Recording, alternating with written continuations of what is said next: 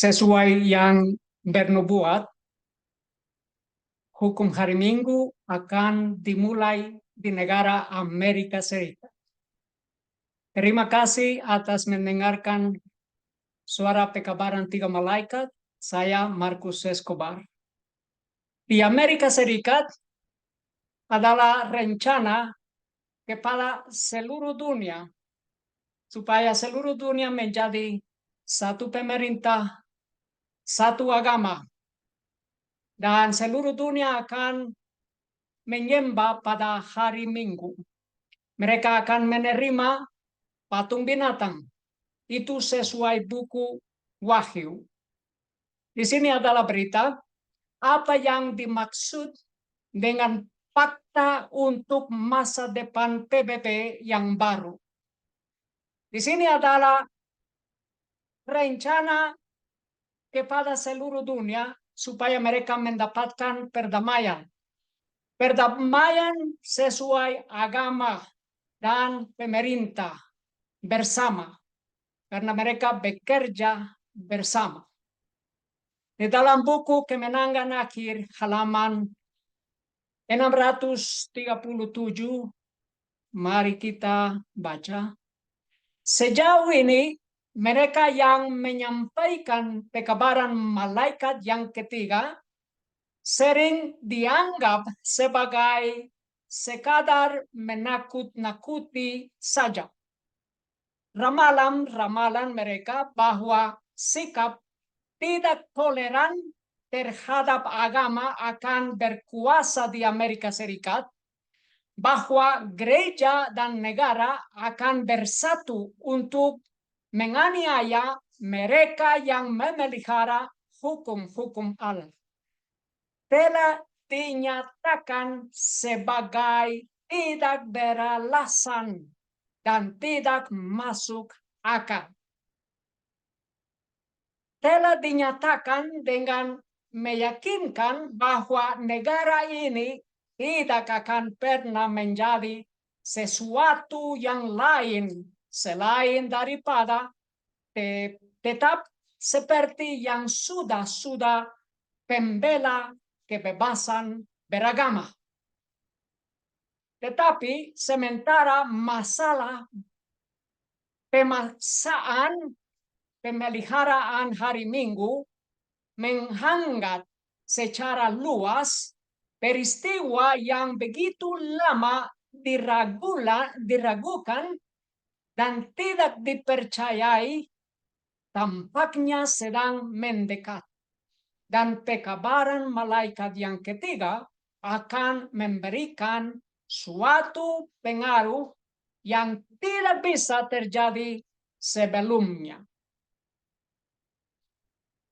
Pada setiap generasi, Allah telah mengirimkan hamba-hambanya untuk menegur dosa, baik di luar maupun di dalam gereja. Tetapi orang-orang ingin perkara-perkara yang menyenangkan, yang disampaikan kepada mereka, dan kebenaran yang murni dan yang tidak dipoles, tidak berterima kepada mereka. Tulisan ini sesuai rencana hukum hari Minggu. Di dalam rencana hukum hari Minggu, setan mendatangkan perang. Dan perang itu terjadi di luar gereja dan di dalam gereja. Kebebasan hati nurani akan dihancurkan di dalam gereja dan di luar. Tetapi pekabaran tiga malaikat harus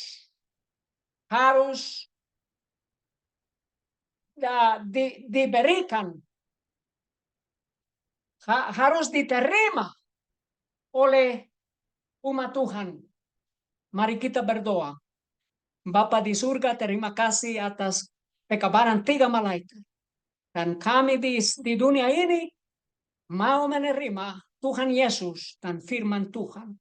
Terima kasih Bapa, di dalam nama Tuhan Yesus. Amin. Ada berita, Paus menyerukan negara Muslim terbesar di dunia untuk melawan ekstremisme dan memupuk toleransi. Di sini kompak Presiden Jokowi dan Paus Franciscus serukan perdamaian serta persatuan. Bagaimana? Dalam pertemuan tersebut, Jokowi menyampaikan beberapa poin penting. Hari ini bersama Paus Franciscus, kami menyerukan perdamaian dan persatuan. Ini rencana PBB juga. Jokowi menekankan bahwa perbedaan adalah berkah dan toleransi merupakan kunci untuk mencapai persatuan serta perdamaian. Di sini adalah kata itu toleransi. Kepada umat Tuhan di seluruh dunia tidak akan berada toleransi. Kenapa? Karena mereka menyembah kepada Tuhan Yesus dan mereka menguduskan hari yang ketujuh, hari Sabtu, hari Sabat yang benar-benar sesuai firman Tuhan. Mereka tidak akan mendapatkan toleransi oleh seluruh dunia. Orang yang mau tetap percaya kepada Tuhan Yesus dan setia kepada firman Tuhan. Di sini adalah berita juga Paus dan Imam Besar Indonesia menandatangani deklarasi untuk melawan perubahan iklim dan dehumanisasi. Ini juga Paus Franciscus bersama Imam Besar menandatangani deklarasi di Masjid Jakarta.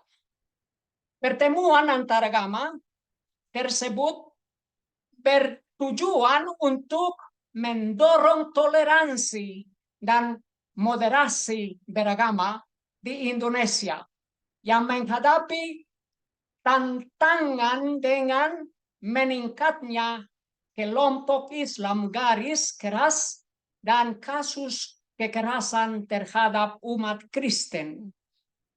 Di sini adalah kata itu toleransi lagi dan moderasi.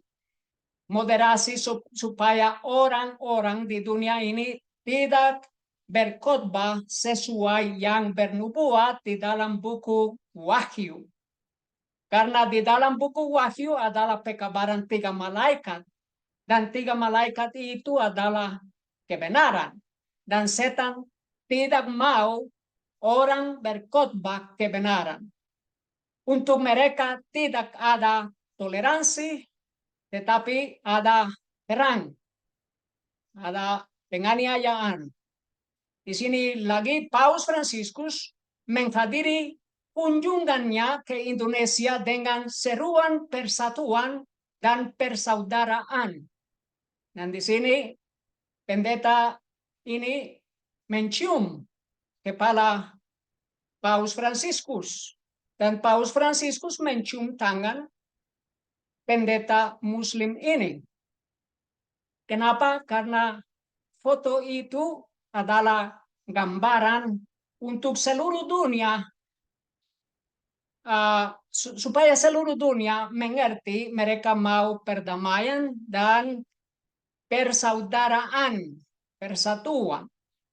Di dalam buku Kemenangan Akhir halaman 594, nada perdamaian Roma di Amerika Serikat tidak berarti adanya perubahan hati. Ia akan bersikap toleransi bila mana ia tidak berdaya. Sistem ini tidak berubah. Kebencian mereka terhadap firman Tuhan adalah yang sama daripada yang waktu masa yang lalu. Uskup O'Connor berkata, kebebasan beragama hanya dapat bertahan sampai yang sebaliknya dapat dijalankan tanpa membahayakan dunia Katolik. Lagi, Uskup Besar Saint Louis pernah berkata, bidat dan ketidakpercayaan adalah kejahatan. Dan di negara-negara Kristen seperti di Italia dan Spanyol, sebagai contoh, di mana semua penduduk adalah penganut Katolik, dan di mana agama Katolik merupakan bagian penting dari hukum negara itu. Mereka dihukum sebagaimana kejahatan lainnya. Kalau orang tidak mau percaya kepada gereja Roma Katolik, mereka menderita hukum. Mereka dihukum penjara, dihukum mati. Sesuai firman Tuhan, 2 Timotius 3 ayat 12, dan juga semua orang yang berkeinginan untuk hidup secara saleh di dalam Kristus Yesus, mereka akan dianiaya. Di sini adalah pendeta Conrad Vine. Conrad Vine adalah pendeta gereja Advent di General Conference Amerika Serikat. Dan dia menerima penganiayaan. Kenapa? Karena dia berkhotbah sesuai pekabaran 3 malaikat. Di sini adalah tulisan dari khotbah pendeta Conrad Vine. Dia mengatakan, kita telah menjadi apa? Ini adalah pertanyaan. Kita telah menjadi apa? Di gereja sisa, di gereja terhormati, di gereja rejim. Ini adalah pertanyaan dari pendeta. Kenapa? Karena adalah rencana setan untuk menguasai seluruh gereja Advent di seluruh dunia, untuk mengontrol hati nurani umat Tuhan di seluruh dunia. Di sini adalah berita lagi, Presiden Adventist Frontier Mission. Ini adalah pendeta Conrad Vine, Presiden Mission Global. Presiden Mission Global. Dia menyerukan organisasi para church.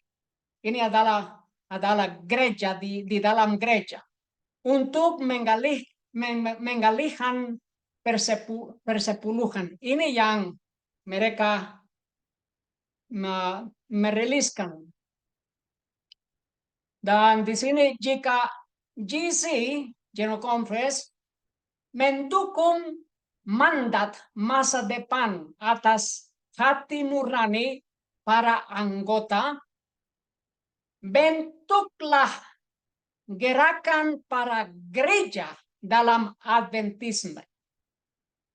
Dan dia menuntut agar General Conference pada sidang tahunan 2024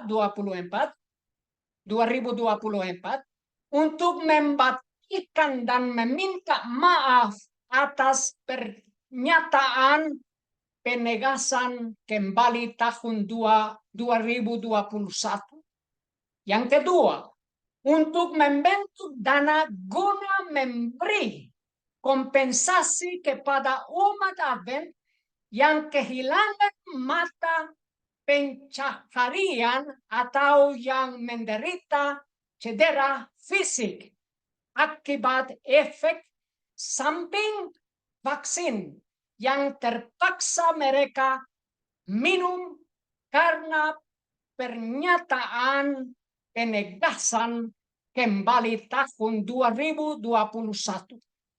Nomor 3, untuk secara terbuka menegaskan bahwa anggota dan karyawan dapat divaksinasi atau tidak, sebagaimana Roh Kudus memberikan kesan kepada mereka melalui hati nurani mereka. Dan dengan demikian, General Conference akan membela keputusan hati nurani semua umat Advent, anggota dan karyawan denominasi terhadap siapapun dan semua mandat vaksinasi di masa depan.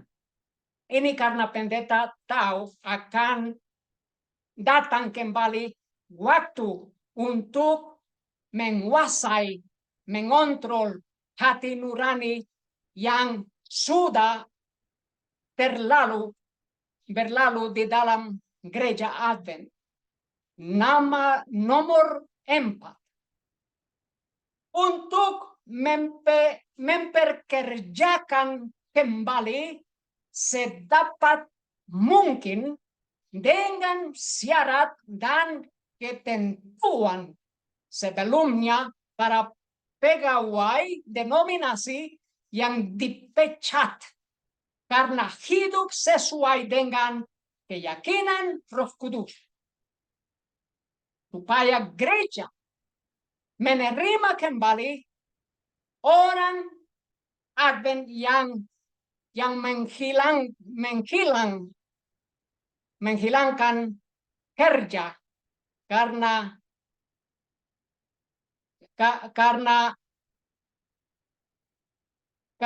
keputusan dari gereja, dari General Conference.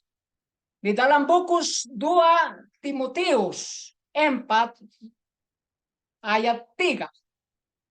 Sebab waktunya akan tiba ketika mereka tidak dapat bertenggang rasa terhadap pengajaran yang sehat. Sebaliknya, sesuai dengan keinginan mereka sendiri, mereka akan mengumpulkan para pengajar bagi diri mereka sendiri agar pendengarannya digatalkan. Kenapa? Karena di dalam gereja dan dari General Conference banyak organisasi, banyak institusi mengusirkan pendeta Conrad Vine. Pendeta Conrad Vine menerima penganiayaan dari banyak organisasi di Amerika Serikat dan di seluruh dunia. Itu Secrets Unsealed dari pendeta Stephen Bohr membatalkan Conrad Vine. Karena Conrad Vine adalah pendeta gereja Advent dan presiden misi global dari General Conference. Tetapi pendeta Conrad Vine adalah anggota gereja lokal. Dan di dalam gereja lokal dia tidak menerima hukuman dari gereja. Dia tidak diusir dari gereja. Dan dia tidak didapatkan sesuai orang bersalah. Kenapa dari gereja Advent pendeta Conrad Vine diusir dan dibatalkan? Di sini adalah berita, pendeta Stephen Bohr membuat pernyataan tentang pembatalan Conrad Vine. Dalam tanggapan pendeta Stephen Bohr, dia mengatakan bahwa COVID bukanlah alasan pembatalan Dr. Vine. Bagaimana bisa COVID tidak menjadi masalah jika ini dari pesan Dr. Vine di Maine, negara Maine, adalah untuk menyampaikan kesalahan kepemimpinan dalam menangani krisis COVID. Pendeta Bor mungkin berargumentasi bahwa COVID tidak ada. Bahwa COVID tidak ada kaitannya, sama seperti gereja berargumen bahwa COVID bukanlah masalah kebebasan beragama. Itu sesuai ganundio dari gereja Advent, dari General Conference, yang mengatakan COVID bukan masalah kebebasan beragama. Dan ini adalah juga sesuai pendeta Stephen Bor dan General Conference. Namun kenyataan pesan Dr. Vine di Maine menyoroti bagaimana posisi gereja terhadap COVID menciptakan krisis kebebasan beragama.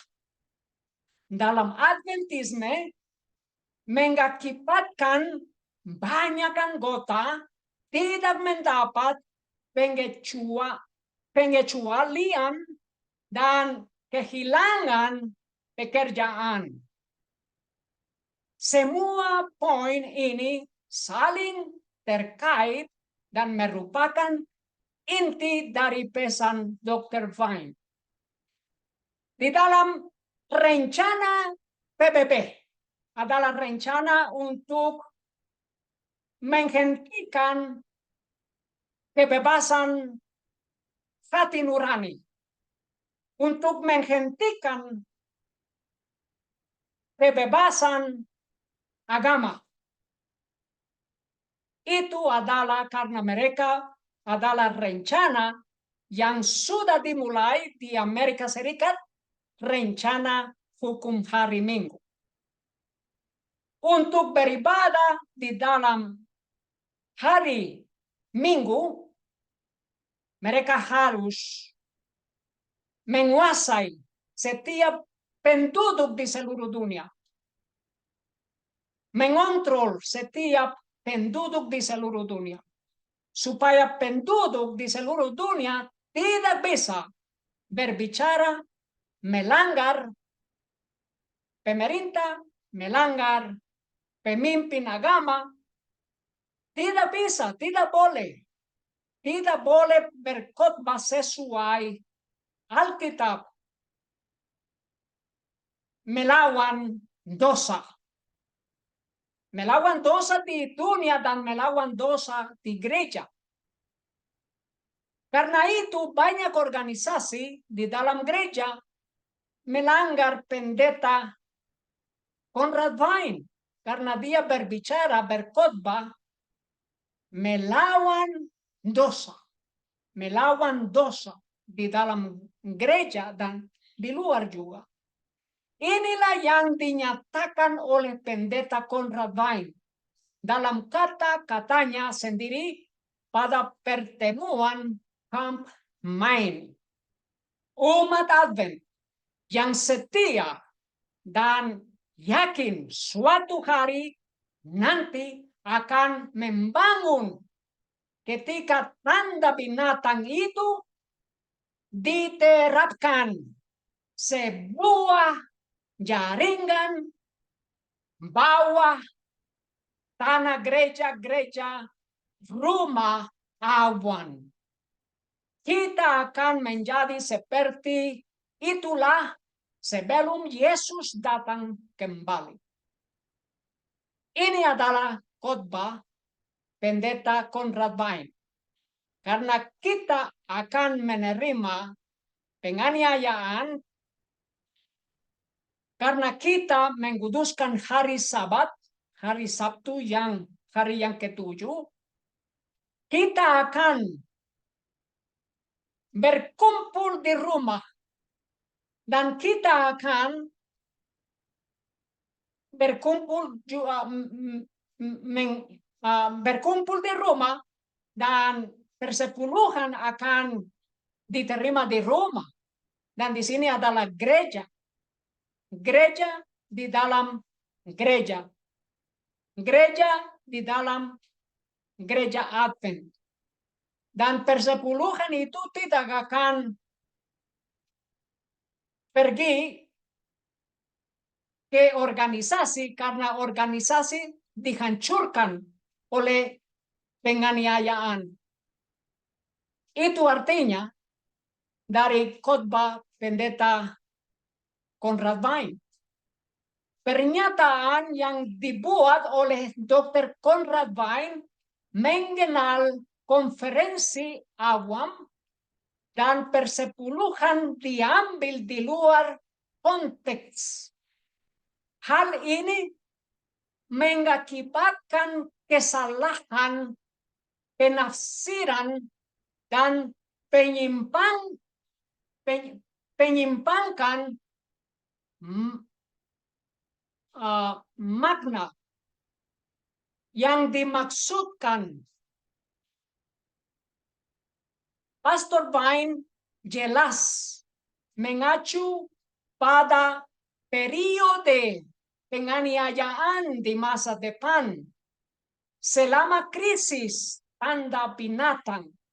Jika Anda benar-benar memperhatikan apa yang dia katakan dan konteks di mana dia mengatakannya, Pastor Vine menyatakan bahwa ketika negara membatalkan status hukum umat Advent, semua umat Tuhan yang setia yang belum menerima tanda binatang itu akan bekerja dalam jaringan bawah tanah gereja di rumah awam, karena hukum negara tersebut akan dilanggar melawan kita. Ini pendeta dari pendeta Conrad Vine, tetapi dia diusir oleh gereja Advent. Dan di sini adalah contoh gereja Advent di General Conference. Mereka sendiri melanggar polisi, melanggar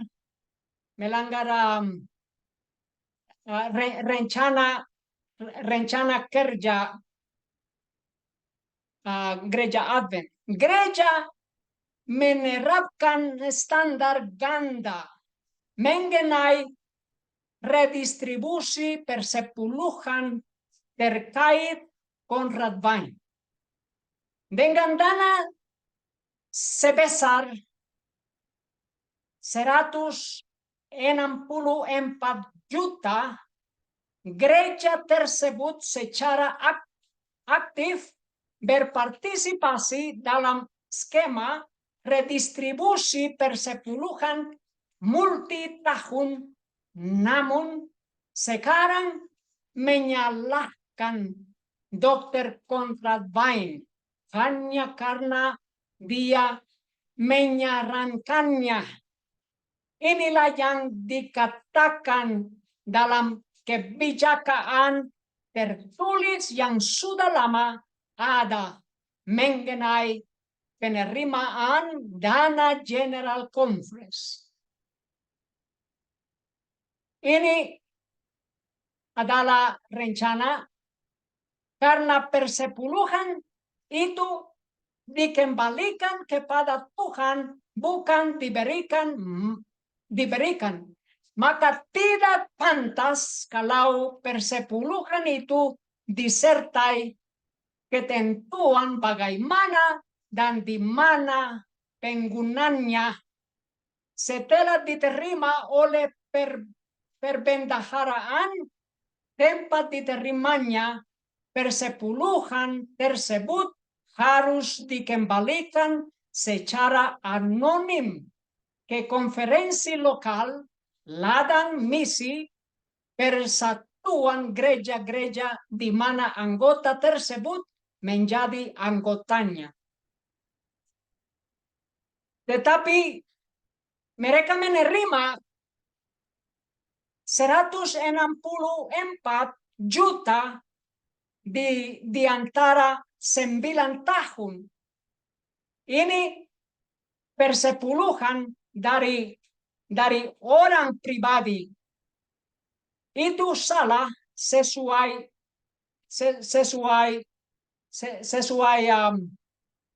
yang dituliskan di dalam gereja Advent buku untuk kerja.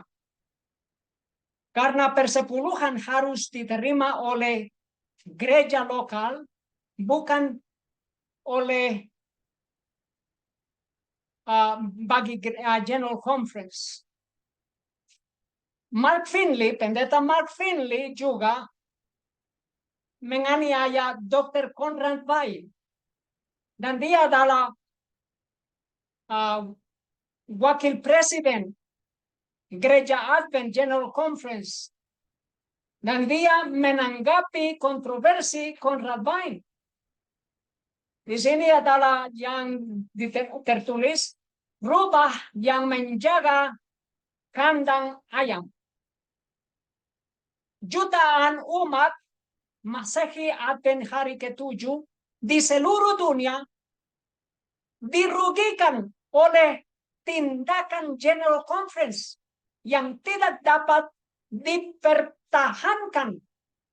Namun masa masih terus menyerang Conrad Weil seperti sekelompok piranya karena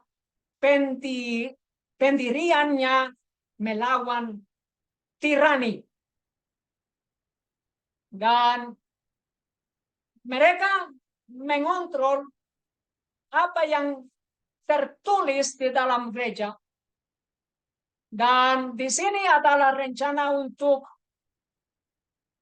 mengubah buku kemenangan akhir dan mereka memperkenalkan buku yang palsu pengharapan besar. Dan di sini adalah dari General Conference, pemimpin gereja berdoa untuk buku pengharapan besar itu, tetapi di dalam buku ini tidak ada yang tertulis melawan binatang yang pertama dari buku Wahyu, melawan kepausan yang akan menghancurkan hati nurani di seluruh dunia. Michigan Conference di dalam Amerika Serikat, konferensi Michigan melarang Conrad Weil berbicara di pertemuan kebebasan beragama. Ini adalah satu konferensi yang mengusir pendeta Conrad Weil, tetapi dia masih bekerja kepada organisasi. Dan di konferensi ini dia diusirkan. Ada argumen yang dapat dikemukakan bahwa berdasarkan pedoman gereja Advent, sebuah konferensi tidak mempunyai wewenang untuk mencegah anggota yang bereputasi baik untuk berbicara di gereja lokalnya sendiri. Dan Conrad Weil adalah anggota di gereja desa. Ada juga argumen yang menarik bahwa berdasarkan pedoman gereja Advent, sebuah konferensi tidak memiliki wewenang untuk menerapkan larangan pribadi terhadap anggota yang bereputasi baik dalam hal ini. Juga seorang penatua setempat dan pendeta yang ditapiskan di gereja Advent, yang tidak melanggar undang-undang atau kebijakan gereja yang sudah ada sebelumnya dan tidak pernah dikenakan tindakan disipliner setelah pertemuan bisnis seluruh gereja yang sebenarnya merupakan persidangan awam di gereja. Karena itu, rencana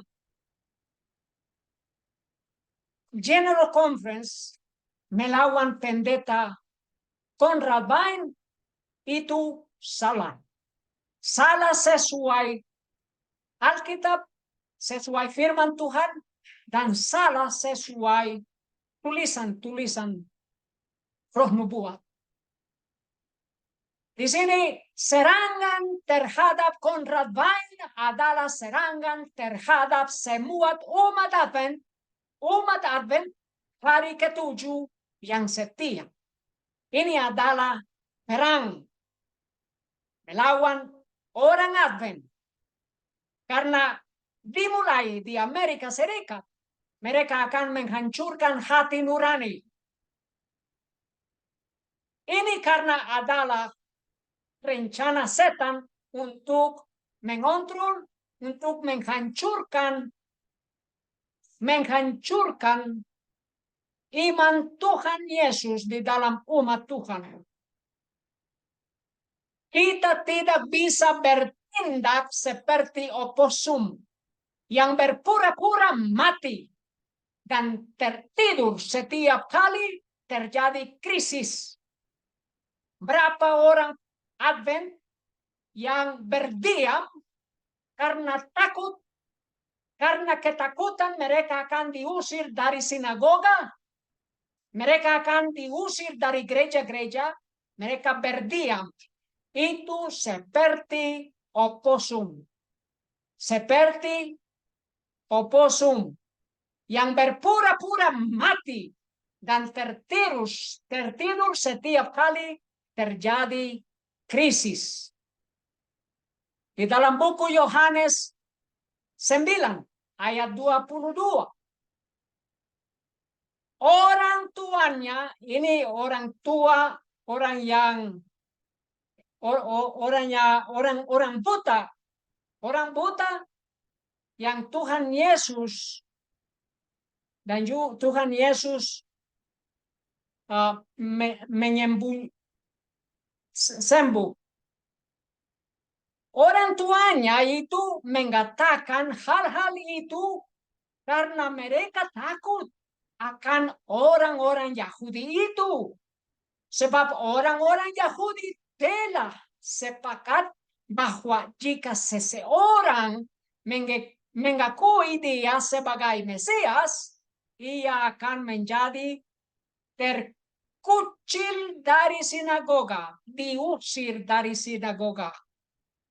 Itu karena orang yang percaya kepada Tuhan Yesus. Dan orang tua ini takut. Berapa orang Advent yang menjadi takut karena mereka akan menerima penganiayaan, dan karena itu mereka berdiam, dan banyak yang berpartisipasi di dalam dosa-dosa orang lain. Di sini lagi, siapa sebenarnya yang menunjukkan cinta sejati? Pendeta Conrad Bain atau pendeta Ted Wilson? Siapa yang menunjukkan cinta sejati kepada gereja Advent? Orang yang berkhotbah sesuai firman Tuhan atau orang yang berdiam pada waktu adalah krisis? Di sini adalah yang tertulis, oleh pendeta David Jimenez. Jika ada nabi perjanjian lama atau murid perjanjian baru yang mengunjungi gereja atau institusi kita saat ini, mereka akan langsung ditolak. Mereka akan ditunjukkan pintunya. Mereka akan ditolak mentah-mentah. Kebanyakan tempat ibadah kita saat ini tidak menerimanya. Kenapa? Karena sekarang sesuai yang sudah terjadi pada waktu Tuhan Yesus. Banyak orang yang berkhotbah sesuai firman Tuhan diusir dari sinagoga. Seperti yang terjadi pada masa kini. Mereka akan diberitahu bahwa mereka terlalu kritis, terlalu negatif, terlalu dogmatis, terlalu berpikiran sempit, dan terlalu tidak toleran. Tidak toleran. Banyak gereja kita yang menganggap ajaran para nabi seperti Yeremia, Elia, Yohanes Pembaptis, Paulus, atau bahkan Yesus sendiri terlalu bertentangan dan sulit diterima. Sekalipun sebagian besar anggota gereja Masehi Advent hari ke-7 menyangkal banyak kebenaran Alkitab yang tidak populer. Setidaknya ada beberapa yang tetap teguh pendiriannya. Pendeta Conrad Wein telah mendesak gereja untuk melakukan kebalikan dari apa yang dilakukan dan dikatakan oleh semua pendeta dan pemimpin Advent terkenal. Ia telah memberitakan seluruh nasihat Allah, Kisah Para Rasul 20 ayat 27. Meskipun mereka merasa tidak nyaman dengan hal itu, dan meskipun mayoritas orang tidak mau menghadapi kenyataan dan menghadapi masalah yang berdampak langsung pada kita, Pastor Wein mengatasinya dan mendesak kita untuk tetap setia pada kitab suci dan tetap berada di jalan yang benar. Namun seperti semua pria dan wanita beriman lainnya dalam kitab suci, dia juga ditolak dan dibatalkan oleh gereja saat ini. Di sini adalah yang tertulis di dalam Wahyu 2 ayat 20. Namun aku memiliki beberapa hal terhadap engkau, karena engkau mengizinkan wanita Isabel yang menyebut dirinya sendiri seorang nabi mengajar dan menyesatkan hamba-hambaku supaya melakukan percabulan dan memakan yang dikurbankan kepada berhala. Ini adalah pekabaran sesuai pekabaran 3 malaikat. Di sini adalah kongres. Sama seperti adalah krisis di dalam negara Amerika Serikat, sama seperti adalah krisis di dalam PPP dan rencana untuk menguasai hati nurani di seluruh dunia. Mereka merayakan perayaan ini. Kongres Ekaristi Internasional dimulai di Ekuador dengan panggilan persaudaraan. Sesuai firman Tuhan, ini adalah rencana berhala. Di sini adalah kunjungan Paus Fransiskus ke negara Papua New Guinea. Dan Perdana Menteri, dia adalah anggota umat Advent. Tetapi dia bertemu dengan Paus Fransiskus, dengan pemimpin yang tersebut antikristus di dalam Alkitab. Perdana Menteri Advent memuji Paus Fransiskus dan menghadiri misa Ekaristi hari Minggu. Menghadiri misa Ekaristi itu adalah berhala sesuai firman Tuhan. Setelah bertemu dengan Presiden Ted Wilson 5 bulan lalu, Perdana Menteri Advent James Marape pekan lalu memuji Paus Fransiskus.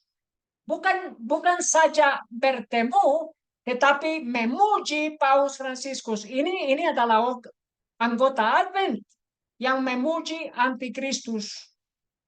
Memuji Paus Fransiskus mengungkapkan rasa terima kasih yang mendalam kepada Paus, menegaskan bahwa Fransiskus mempromosikan ajaran Yesus Kristus. Ini dari orang Advent yang percaya antikristus mempromosikan ajaran Yesus Kristus. Itu bersalah. Itu salah. Itu berdosa. Dan bahkan James Marape bahkan menghadiri misa Ekaristi Minggu Suci miliknya. Menurut sumber resmi gereja, James Marape adalah seorang Advent yang juga menjabat Perdana Menteri Papua New Guinea. Seberapa jauh ini anggota Advent, Brother Andy Roman yang menuliskan ini, seberapa jauh kita akan melangkah ke jalur ekumenisme. Akankah kita kini bertemu dengan Paus Fransiskus yang sedang menunggu untuk menyambut kita pulang? Menyambut kita pulang kemana? Ke gereja Roma Katolik. Haluan apa yang akan kita ikuti jika Allah memerintahkan kita untuk memberitakan tentang binatang, patung binatang, dan tanda binatang? Daripada terburu-buru menghadiri misa Ekaristi hari Minggu di Roma, bukankah kita seharusnya mengajar semua orang, baik Katolik maupun Protestan, tentang pekabaran belas kasihan Tuhan? Bagaimana mungkin orang yang menghadiri rencana antikristus akan berkhotbah sesuai pekabaran 3 malaikat, sesuai buku Wahyu? Di sini juga adalah berita Paus di Singapura yang multi agama mengatakan semua agama adalah jalan menuju Tuhan. Ini kata Fransiskus, jika Anda mulai menentang, agama saya lebih penting daripada agama Anda. Agama saya benar dan agama Anda tidak. Apa yang akan membawa kita? Dia bertanya dengan keras. Hanya ada satu Tuhan, dan masing-masing dari kita memiliki bahasa untuk sampai pada Tuhan. Ada yang ada yang Muslim, ada yang Hindu, ada yang Kristen, dan mereka berbeda jalan menuju Tuhan. Ini sesuai orang yang mendesak PBB, mendesak seluruh dunia, mendesak pemerintah di seluruh dunia untuk menjadi satu pemerintah, satu agama. Satu agama. Tetapi sesuai firman Tuhan adalah umat Tuhan yang beribadah kepada Tuhan Yesus, tetapi adalah umat di seluruh dunia yang beribadah kepada binatang yang pertama dan kepada setan, kepada naga, kepada setan. Di mana di White Shot memahami pernyataan Paus bahwa semua agama adalah jalan menuju Tuhan. Semua agama adalah jalan untuk mencapai Tuhan, kata Paus. Semua agama menyembah kepada Tuhan yang sama, itu sesuai Paus Fransiskus. Dan di sini adalah khotbah dari Paus Fransiskus, dan dia berkata, ini bukan Yesusku versus Yesusmu, tetapi Yesus kita, kata Paus Fransiskus kepada kelompok ekumenis. Dan di dalam kelompok ekumenis ini adalah presiden, adalah sekretaris. Dan sekretaris ini adalah anggota Advent bernama Ganundio. Paus Fransiskus mempromosikan ekumenisme darah. Ganundio adalah orang yang terbesar, tertinggi di dalam kelompok ini, orang seperti Afrika, dan dia bertemu bersama Antikristus dan bersama orang dari Babel di seluruh dunia. Dan di sini adalah kelompok terbesar di seluruh dunia ekumenis. Organisasi ekumenis ini terdiri dari Persekutuan Anglikan, Aliansi Baptis Dunia, Dewan Permusyawaratan Ekumenis Murid, Patriarkat Ekumenis Ortodoks Timur, Konferensi Umum Advent Hari ke-7, Konferensi Wali Gereja Katolik Lama Internasional, dan Dewan Umat Advent Hari ke-7, Yayasan Lutheran Dunia, Konferensi Dunia Mennonite, Dewan Persatuan Gereja Moravia, Sedunia, Patriarkat Moskow. Ini adalah kelompok terbesar ekumenis, dan sekretariat itu adalah anggota Advent Ganundio. Bagaimana dia menyesatkan orang Advent, dan dia berbohong pada waktu dia mengatakan gereja Advent bukan gereja di dalam kelompok ekumenis, dan dia sendiri adalah sekretaris di dalam ekumenis, kelompok ekumenis terbesar di sini yang menghadiri Paus Fransiskus. Ganundio menolak menjawab pertanyaan dasar tentang pertemuan ekumenisnya dengan Roma.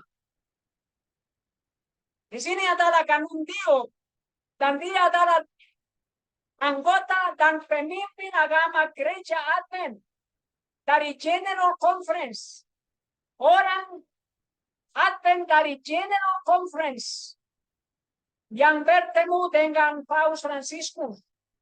Dan 2 minggu yang lalu dia berkhotbah di negara Kenya di Afrika. Dan dia mengatakan di Afrika, dia mengatakan sesuai ini 2 minggu yang lalu. Dan dia mengatakan Gereja Katolik Roma berubah pada tahun 1965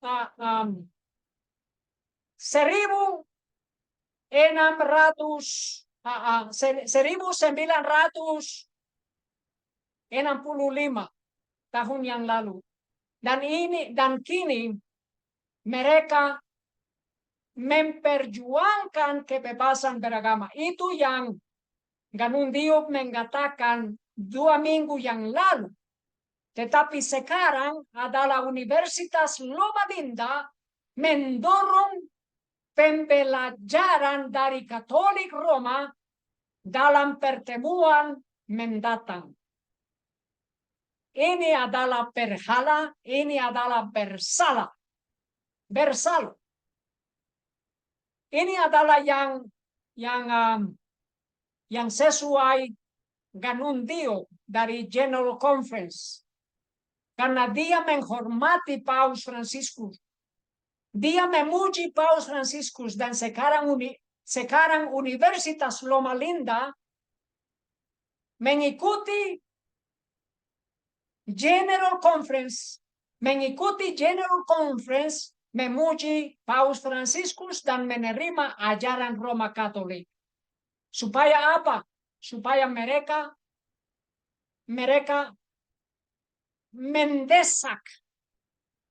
mendesak umat Advent di seluruh dunia mengikuti binatang yang pertama. Ini kata Ganun Diop, Gereja Katolik Roma berubah pada tahun 1965. Itu benar atau tidak? Sesuai firman Tuhan, kepausan tidak berubah. Mereka tetap bersama. Mereka tetap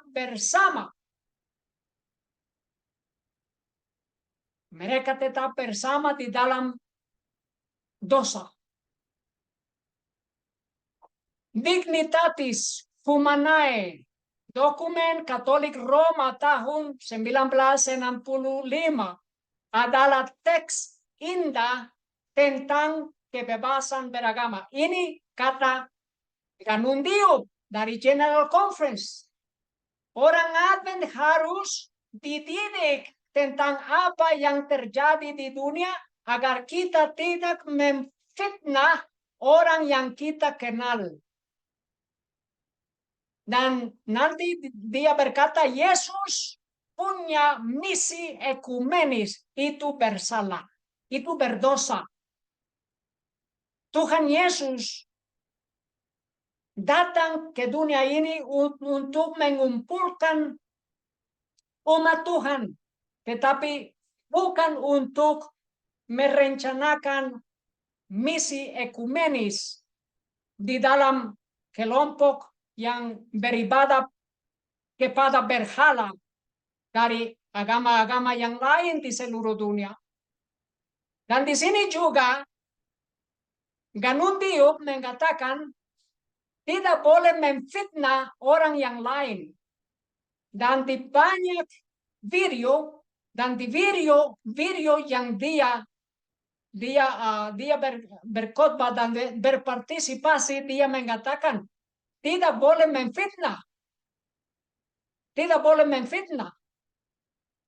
Tetapi sesuai firman Tuhan boleh berkhotbah sesuai pekabaran 3 malaikat.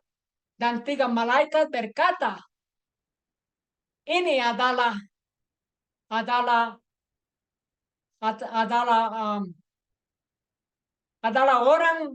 orang berdosa, orang antikristus, orang yang melakukan hujatan terhadap Tuhan Yesus.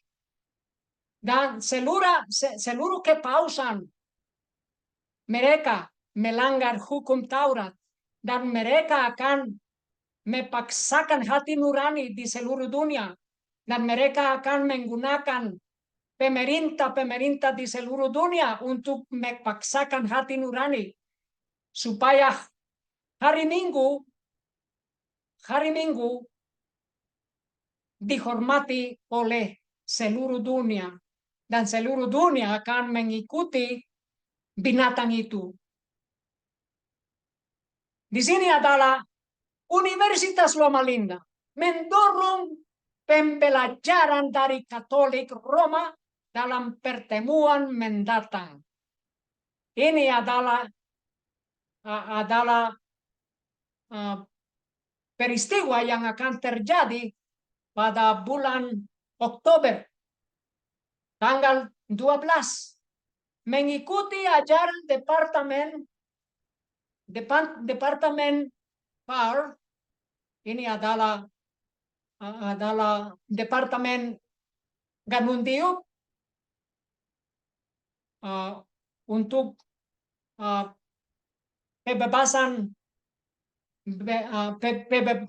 pembebasan agama dari General Conference. Departemen Agama Universitas Loma Linda mengadakan pertemuan pada tanggal 12 Oktober untuk memulihkan hubungan yang bergejolak antara Advent dan Katolik. Itu bersalah. Ini rencana General Conference Gereja Advent. Untuk apa? Untuk berkompromi, untuk bertemu, untuk berteman dengan kepausan, dengan binatang yang pertama itu bersalah. Tetapi mereka menghancurkan hati nurani umat Tuhan di dalam pendeta Konrad Wein. Dan mereka mau menghancurkan hati nurani untuk semua anggota gereja Advent. Sesuai buku Yeremia, kepausan tidak berubah. Dapatkah orang itu Ethiopia mengganti kulitnya atau macan tutul belangnya? Tidak bisa. Di dalam buku Wahyu 13 ayat 2, dan binatang buas yang aku lihat itu serupa macan tutul. Macan tutul tidak berubah. Kepausan tidak berubah. Kenapa? Dari General Conference mereka berkhotbah Paus Fransiskus dan kepausan sudah berubah. Itu karena mereka tidak percaya kepada Alkitab, dan mereka dari gereja Advent, pemimpin gereja Advent yang tertinggi tidak percaya kepada tulisan-tulisan roh nubuat. Wahyu 13 ayat 6, lalu ia membuka mulutnya, menghujat Allah, menghujat namanya dan kemahnya, serta segala yang mendiami surga itu. Itu adalah rencana binatang yang pertama, menghujat Tuhan, menghujat segala yang bernama dari surga. Ini adalah berita. Presiden kedua pemimpin membahas. Ini adalah Presiden Gereja Advent mengadakan pertemuan pertama dengan Sekjen PBB. Untuk apa mereka bertemu? Untuk apa? Kedua pemimpin membahas cara-cara untuk membantu masyarakat dan meningkatkan toleransi beragama. Ini adalah rencana sekarang ini untuk meningkatkan toleransi beragama. Toleransi bagi siapa? Toleransi untuk orang yang mengikuti kepausan, tetapi toleransi bukan untuk orang yang berkhotbah sesuai firman Tuhan. Orang seperti pendeta Conrad Bain tidak ada toleransi. Dan di sini PBB yang melayani kepausan, mereka bekerja sama dengan Ganun Diop dan dengan Presiden Ted Wilson.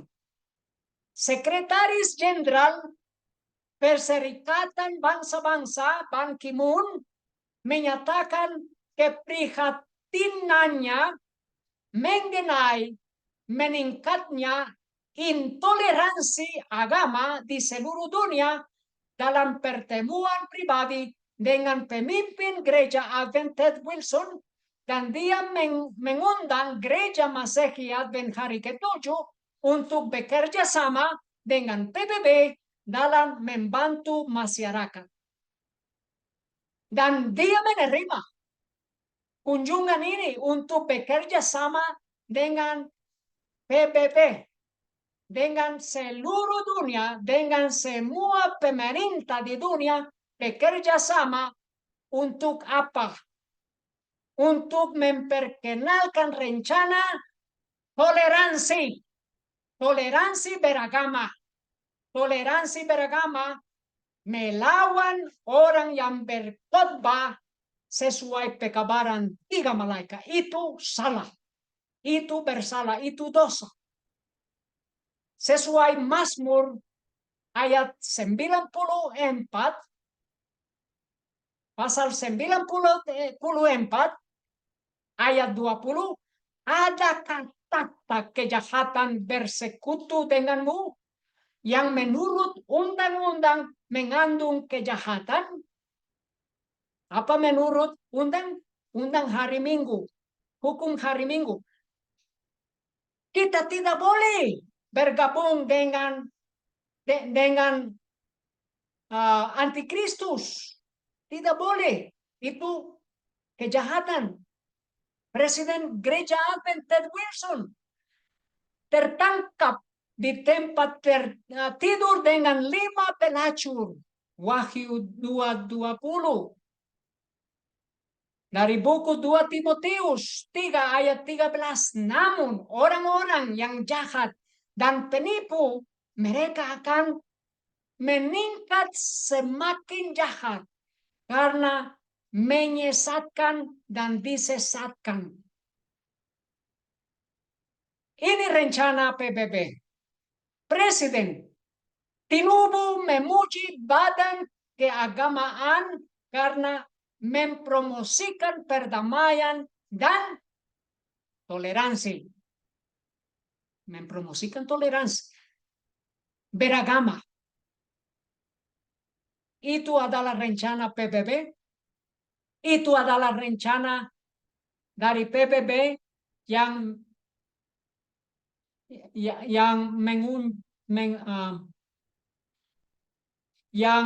mendesak pemimpin gereja Advent bekerja sama.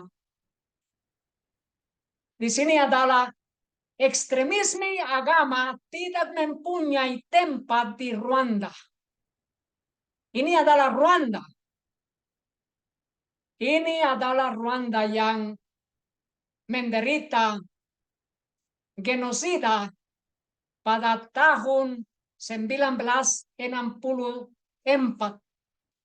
Ini adalah negara yang menderita genosida itu di dalam bulan Juli. Ekstremisme agama tidak mempunyai tempat di Rwanda. Mari kita bersatu melawan ekstremisme agama dan memastikan bahwa Rwanda tetap menjadi mercusuar harapan dan spiritualitas bagi seluruh warganya. Agama itu sendiri adalah hal yang baik, namun ekstremisme dalam bentuk apapun harus dikutuk. Ekstremisme harus dikutuk. Ini contoh dari satu negara. Tetapi seluruh negara sudah memulai mengusirkan orang yang berkhotbah sesuai pekabaran 3 malaikat. Serapan doa, ini adalah Kagame, Presiden Kagame, memperingatkan terhadap ekstremisme agama. Ekstremisme agama. Apa yang terjadi di dalam negara Rwanda? Mengingat genosida di Rwanda 30 tahun kemudian, bagaimana hal itu bisa terjadi? Siapa yang salah? Negara Belgia yang salah. Tetapi Uni Eropa juga. Uni Eropa. Dan sesuai Alkitab, buku Wahyu, darah dari seluruh dunia didapatkan dalam tangan kepausan binatang itu. Di sini adalah berita para menteri Belgia mengambil bagian dalam peringatan genosida di Rwanda. Ini adalah menteri dari negara Belgia. Dan di sini adalah Presiden Rwanda. Presiden Rwanda Paul Kagame berterima kasih kepada Belgia dan negara-negara yang lain. Tetapi dia berkata, meski demikian, Presiden Kagame juga mengkritik komunitas internasional. Masyarakat internasional mengecewakan kami pada saat itu karena rasa jijik atau pengecut. Dan di Rwanda juga adalah rencana dari General Conference di Rwanda, anggota gereja Advent dan teman-temannya terpanggil untuk mengunjung kebebasan hati nurani. Ini rencana Ganundio. Ganundio di dalam festival yang menarik 30.000 advokat untuk merayakan kebebasan beragama di Rwanda. Untuk apa? Untuk apa mereka merayakan festival ini? Untuk mendosak orang menerima kerjasama dari PBB untuk menerima rencana toleransi dari PBB. Di sini adalah berita. Dalam pesannya, Ganundio juga menjelaskan bahwa toleransi saja mungkin tidak cukup untuk mendorong perdamaian dan pemahaman beragama. Toleransi ya, tapi bukan karena rasa superioritas dengan sikap merendahkan dan menggurui jelasnya. Ketika kita menganut kebebasan beragama, kita berhenti mengkriminalisasi orang lain. Artinya, dia juga menghormati Paus Fransiskus. Ini adalah orang dari General Conference yang mewakili gereja Advent di seluruh dunia di dalam setiap organisasi di dalam gereja Advent, di dalam setiap departemen. Dan dia mendesak umat Advent di dalam negara Rwanda untuk berpartisipasi rencana kepausan bersama rencana PBB. Mendapatkan toleransi, tetapi Tidak boleh toleran orang yang berkhotbah sesuai buku Wahyu. Karena itu adalah secara kriminalis. Paus Fransiskus tiba di Belgia. Ini adalah negara Belgia yang bersalah di dalam genosida Rwanda. Paus Fransiskus tiba di Belgia.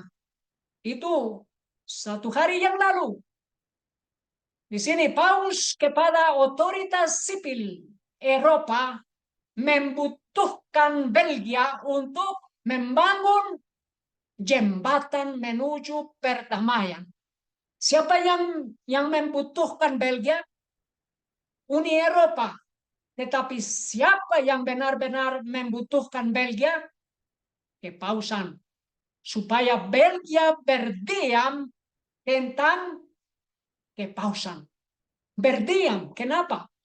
Para korban berbaris ke Roma untuk menuntut tidak ada toleransi terhadap pelecehan di gereja.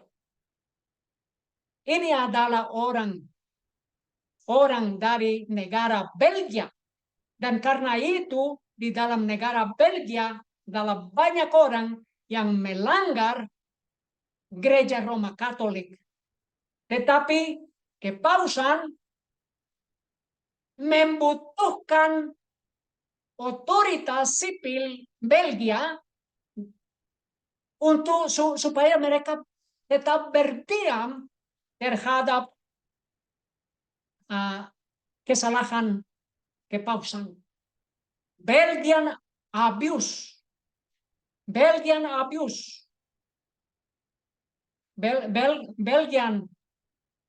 orang Belgian yang diterima orang Belgia yang diterima pelecehan dari pendeta Roma Katolik di negara Belgia yang melanggar Paus Fransiskus kunjungan ke negara Belgia. Kenapa mereka harus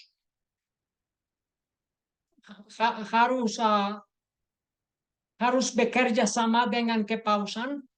Ini adalah negara Belgia.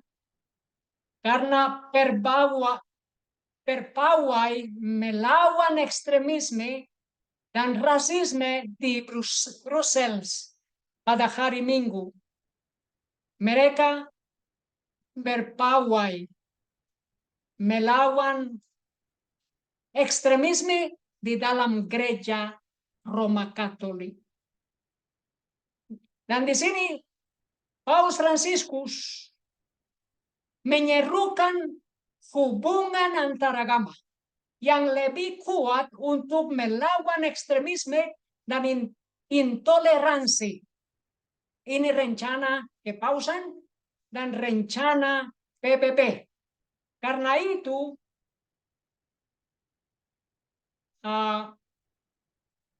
para pemimpin dunia mengadopsi fakta PBB yang penting untuk masa depan. Mereka mengadopsi fakta untuk masa depan, untuk krisis besar, untuk krisis hukum hari Minggu. Para pemimpin dunia berada di markas besar PBB di New York pada hari Minggu ini, di mana mereka mengadopsi fakta untuk masa depan yang berpotensi mengubah keadaan. Apa artinya itu? Mari kita mendengar kata Presiden negara Brasil. Presiden Lula berpartisipasi dalam sesi pembukaan Majelis Umum PBB ke-79. Pada pekan tingkat tinggi tersebut, Presiden Lula juga akan mengambil bagian dalam KTT masa depan. Acara dalam pertahanan demokrasi melawan ekstremisme. Apa artinya ini? Fakta yang mereka mengadopsi, fakta melawan ekstremisme. Fakta melawan orang yang berkhotbah sesuai pekabaran tiga malaikat. Tiga malaikat. Ini adalah rencana. Rencana setan untuk menguasai seluruh dunia. Delegasi Federasi Lutheran dunia akan menghadiri KTT masa depan di dalam PBB. Ini adalah gereja Lutheran. Juga di New York City, Dewan Gereja Dunia akan memberikan dampak pada banyak aspek KTT masa depan PBB. Di sini adalah gereja Kristen sesuai gereja Protestan, tetapi mereka sudah bertidur dengan pelacur wanita itu dari Wahyu, dari buku Wahyu. Di sini lagi orang pendeta gereja Advent Ganundio simposium mengeksplorasi bagaimana komunitas agama dapat menjadi agen perubahan dalam menjamin kesejahteraan dan keberlanjutan. Ini mereka berkumpul bersama Dewan Gereja Dunia. Dan Ganundio, Direktur Urusan Masyarakat untuk Markas Besar Gereja Masehi Advent Hari ke-7 sedunia dan Sekretaris Jenderal Asosiasi Kebebasan Beragama Internasional merenungkan visi dan membangun masa depan yang lebih baik. Ini bekerja sama dengan Dewan Gereja-gereja dunia. Bekerja sama kepausan. Ini adalah Dewan Gereja Dunia menjadi tuan rumah konferensi sekretaris Persekutuan Kristen sedunia. Pendeta Dr. Ganundio, sekretaris konferensi sekretaris Komuni Kristen Dunia. Apa ini? Ini orang Advent. Ini orang Advent. Ini orang presiden dari Markas Besar Gereja Masehi Advent Hari ke-7. Ini adalah orang yang adalah presiden Asosiasi Kebebasan Beragama Internasional dari General Conference. Tetapi di sini dia adalah pendeta yang menjadi sekretaris konferensi Komuni Kristen Dunia. Ini adalah kelompok ekumenis terbesar. Ini adalah kelompok terbesar yang menghadiri dan bertemu dengan kepausan. Dan mereka datang ke sini untuk bekerja sama. Dengan orang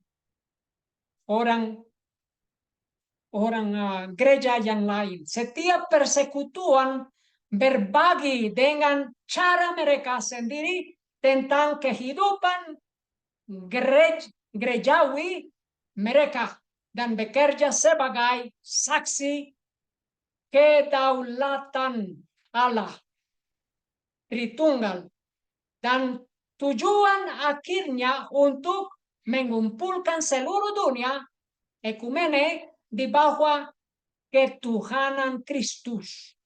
Ini rencana orang Advent dari General Conference yang melawan pendeta Conrad Vine dan dia bekerja sama dengan Roma Katolik dan dengan orang lain dari kelompok ekumenis ini, dan mereka mau mengumpulkan seluruh dunia di bawah ketuhanan siapa? Ini Kristus palsus. Ini Kristus palsus. Karena seluruh dunia akan mengikuti kepausan. Dan di sini adalah negara Panama. Negara Panama ini selama adalah konferensi tingkat tinggi di New York. Konferensi PBB. Panama menjadi tuan rumah KTT Iman dan Kebebasan Sedunia edisi keempat. Dan di tempat ini adalah orang Ganun Diop. Karena dia berkata di dalam video, di dalam YouTube 2 minggu lalu, dia akan bertemu di dalam negara Panama pada waktu ini. Dan dia berada di Panama, di sana pada waktu ini. Mereka berpartisipasi para pembicara dari PBB, pemerintah, akademisi, dan masyarakat sipil akan berpartisipasi dalam menghadapi meningkatnya pelanggaran kebebasan berkeyakinan. KTT tersebut menyuruhkan penandatanganan komitmen yang menolak intoleransi, diskriminasi, pelecehan, dan kekerasan. Ini adalah rencana PBB, dan di sini adalah orang Ganun Diop. Di dalam Christian Service, buku Roh Nubuat, adalah yang tertulis, berdasarkan hukum Tuhan, pertikaian besar yang terakhir antara Kristus dan para malaikatnya, dan setan dan para malaikatnya akan terjadi. Dan ini akan menjadi penentu bagi seluruh dunia. Ini adalah khotbah, adalah pesan kepada orang Advent, orang pemimpin gereja. Dan di sini adalah yang tertulis, orang-orang yang berada dalam posisi yang bertanggung jawab tidak hanya akan mengabaikan dan meremehkan hari Sabat, namun dari meja suci akan mendesak orang-orang untuk memelihara hari pertama dalam minggu itu dengan memohon tradisi dan adat istiadat demi institusi buatan manusia ini.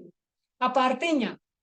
Pendeta dari gereja Advent akan mendesak anggota gereja Advent beristirahat pada hari yang pertama. Apa itu hari yang pertama? Hari Minggu. Beristirahat pada hari Minggu. Kemudian menghormati hari Minggu. Nanti menguduskan hari Minggu. Itu dari gereja Advent. Gereja Advent yang menyesatkan, yang akan menyesatkan umat gereja Advent yang tidak berdoa dan mempersiapkan diri sesuai firman Tuhan. Dan di sini adalah yang lain, Christian Service, mereka akan menunjuk, ini orang pendeta dari gereja. Pendeta dari gereja yang akan mendesak orang lain beristirahat pada hari Minggu. Mereka akan menunjuk kepada bencana di darat dan laut, badai angin, banjir, gempa bumi, kehancuran akibat api sebagai penghakiman yang menunjukkan ketidaksenangan Allah karena hari Minggu tidak dirayakan secara suci. Bencana-bencana ini akan semakin bertambah bencana-bencana yang satu akan menyusul bencana-bencana yang lain. Dan mereka yang membatalkan hukum Allah akan menunjuk kepada segelintir orang yang memelihara hari Sabat dari perintah keempat sebagai orang-orang yang mendatangkan murka atas dunia. Kepalsuan ini adalah tipu daya setan agar ia dapat menjerat mereka yang tidak waspada. Siapa yang tidak waspada? Banyak orang Advent yang masih tidur. Orang yang tidak waspada, mereka akan dijerat setan. Mereka akan beristirahat pada hari Minggu sesuai pemimpin yang sesat dari General Conference. Di sini adalah contoh yang mereka beristirahat dan menyembah pada hari Minggu. Pemimpin gereja Advent di negara Irak. Gereja Masehi Advent hari ke-7 di Irak merayakan hari jadinya yang ke-1000. Bukan 1000, 100. Gereja Masehi Advent hari ke-7 di Irak merayakan hari jadinya yang ke-100. Yang 100. Gereja Masehi Advent hari ke-7 di Irak menandai hari jadinya yang ke-100 dengan perayaan khusus 100 tahun di Erbil, Kurdistan pada hari Minggu. Mereka merayakan hari Minggu bersama agama-agama yang lain dan pemimpin-pemimpin negara. Anggota dari berbagai denominasi, meskipun perayaan utama berlangsung di Erbil, pertemuan penting pemerintah diadakan di Baghdad. Apa ini? Religious communities. Ini adalah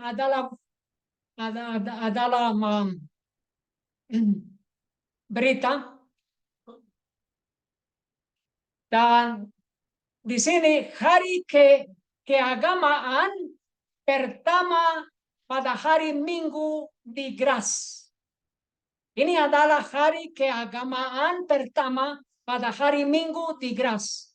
Dan di sini adalah gereja Advent yang berpartisipasi.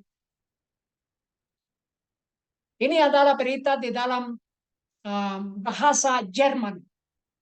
Hari keagamaan pertama pada hari Minggu di Graz, kota Graz.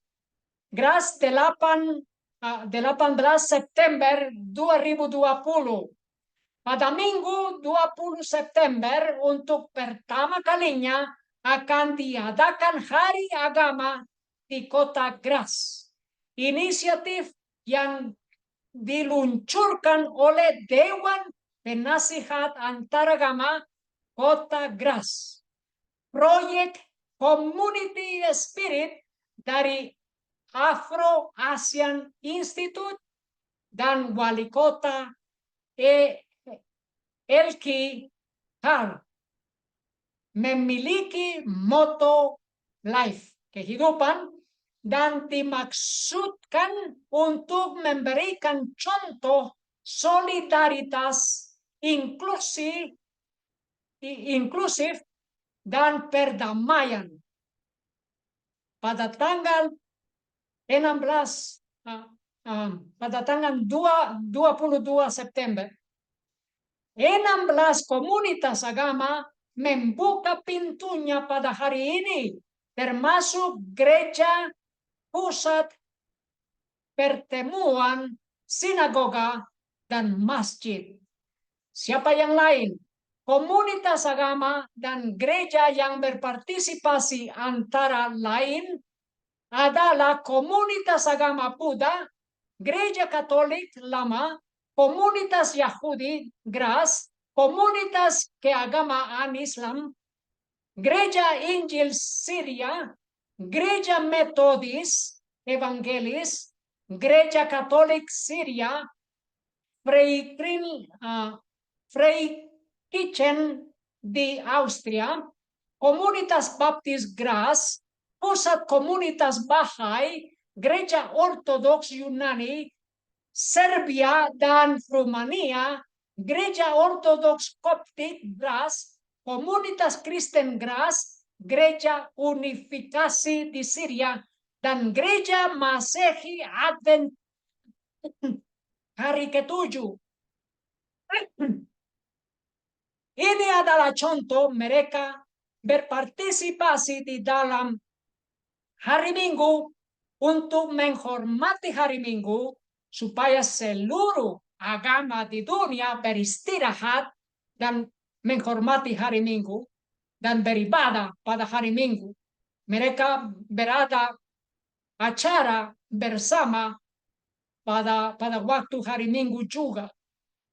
Ini adalah contoh karena di dalam Alkitab dan di dalam Roh Nubuat adalah yang tertulis pemimpin gereja kita akan mendesak anggota kita untuk beristirahat pada hari Minggu. Dan ini sudah dimulai. Sudah dimulai. Di buku Efesus 5 pasal 11, janganlah turut mengambil bagian dalam perbuatan-perbuatan kegelapan yang tidak berbuahkan apa-apa. Tetapi sebaliknya telanjangilah perbuatan-perbuatan itu. Dan pada hari besok hari Minggu 29 September adalah rencana lagi di kota Frankfurt. Di dalam kota Frankfurt, hari keagamaan, diskusi panel, program musik, dan panggung, stand informasi, hari agama Frankfurt tahun ini pada hari Minggu 29 September dari jam 14 hingga 18. Ini adalah moto agama dan generasi. Ini untuk menghormati hari Minggu. Sesuai rencana ini yang di mana gereja Advent berpartisipasi di minggu yang lalu. Ini adalah rencana dari PBB supaya satu bumi, satu keluarga, satu masa depan. Ini adalah rencana India, adalah rencana PBB.